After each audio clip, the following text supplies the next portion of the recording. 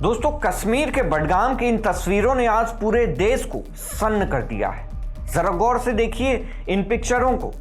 कश्मीर की एक ठंडी सड़क पर सफेद चादर बिछी है और उस चादर पर नोटों की गड्डियां बिखरी पड़ी हैं। सिर्फ कैश ही नहीं बल्कि सोने के गहने, चांदी के जेवर और पीतल के कीमती बर्तन भी वहां कतारों में लगाए गए हैं।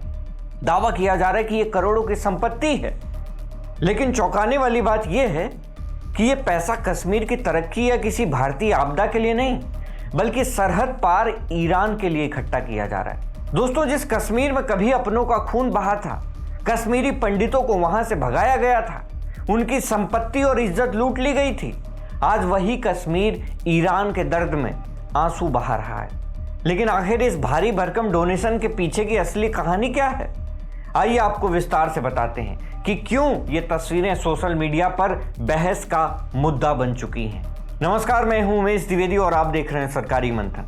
दोस्तों, ये घटना कश्मीर के बडगाम जिले की है, जहां पिछले कुछ दिनों से एक अजीब सा मंजर देखने को मिल रहा है। सड़क किनारे लोग जमा हो रहे हैं और अपने जीवन भर की कमाई, जी हां, अपने जीवन भर की कमाई, अपनी पुश्तैनी निशानियां और जेवर तक एक चादर पर दान किए जा रहे हैं।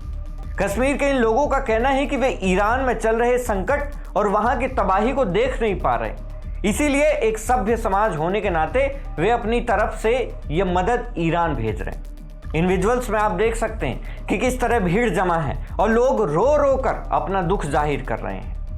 दोस्तों, सबसे ज्यादा हैरान करने वाली बात तो यह है कि ईरान का दूतावास खुद इन तस्वीरों को अपने आधिकारिक सोशल मीडिया हैंडल पर शेयर भी कर रहा है। दूतावास ने एक वीडियो पोस्ट करते हुए लिखा कि एक कश्मीरी महिला ने अपने उस सोने को दान कर दिया जो उसके पति की आखिरी निशानी थी, जिनका इंतकाल 28 साल पहले हो गया था। लेकिन दोस्तों, अब सवाल ये उठता है, क्या वाकई ईरान को इस तरह के चंदे की जरूरत है? हकीकत तो यह है कि भारत सरकार एक जिम्मेदार पड़ोसी और मित्र देश होने के नाते पहले ही ईरान को कई टन मेडिकल सहायता और जरूरी दवाइयां भेज चुकी है। अंतर्राष्ट्रीय स्तर पर सरकारों के बीच मदद का आदान प्रदान एक सामान्य प्रक्रिया है, लेकिन कश्मीर की सड़कों पर इस तरह जेवर और बर्तन इकट्ठा करना कई गंभीर सवाल खड़े करता है। दोस्तों, इतिहास के पन्नों को अगर पलटें तो ये वही कश्मीर है जहां 90 के दशक में हिंदुओं के साथ जो हुआ उसे याद करके रूह कांप जाएगी आपकी। उस वक्त ना तो किसी ने चादर बिछाई और ना ही किसी ने मानवता के नाते उनके लुटते हुए घरों को बचाने की कोशिश की। उल्टा उन्हें अपना घर, अपनी जमीन और अपनी महिलाओं को छोड़कर भागने पर मजबूर किया गया। आज वही लोग ईरान के लिए अपना सब कुछ न्योछावर करने का दावा कर रहे हैं।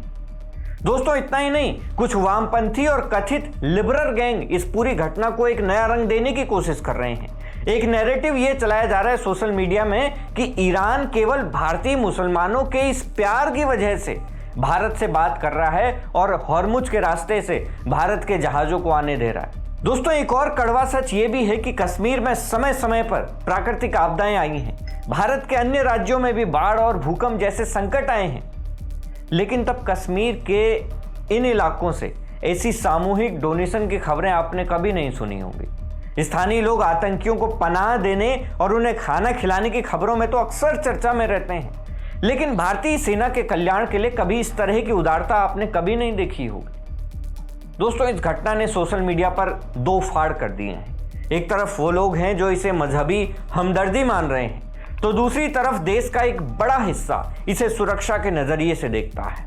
लोग पूछ रहे हैं, जब कश्मीर के अपने लोग संकट में होते हैं तब ये चंदा कहां चला जाता है? दोस्तों, इस पूरी तस्वीर को देखकर आपके मन में क्या विचार आता है?